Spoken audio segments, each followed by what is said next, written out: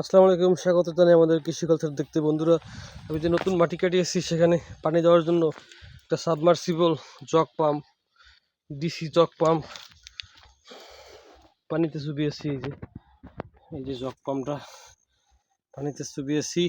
এই যে তার ব্যাটারি কানেকশন দিব, আর এখানে 100 ফিট পাইপ আছে। পাইপ একটু জায়গায় জায়গায় ভাঁজ হয়ে গেছে, এই জন্য পানির স্পিড কমে যাবে।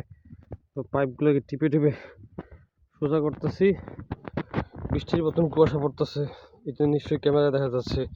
একদম বৃষ্টির মতন কুয়াশা পড়তেছে, এই যে একদম বৃষ্টির মতন কুয়াশা পড়তেছে। তা আমি দেখবো কিছুক্ষণ এই 12 ভোল্ট 8 অ্যাম্পিয়ারের ব্যাটারি দিয়ে পাম্পটা কিছুক্ষণ জ্বালানো যায় কিনা সেটা দেখার জন্য আসছি এই রাতের বেলা।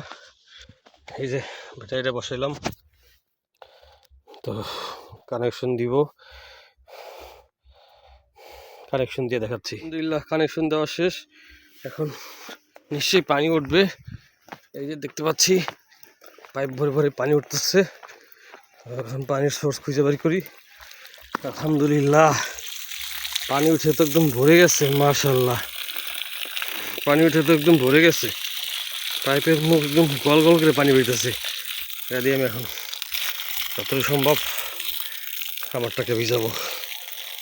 এটা আমার এখন কাজ, যতটা সম্ভব এখন এটাকে ভিজাবো। এখানে গাছ গাছালি লাগাইতে হবে, তো এগুলো ভিজাইতে হবে। তো এখন এটাই আমার কাজ, ভিজানো।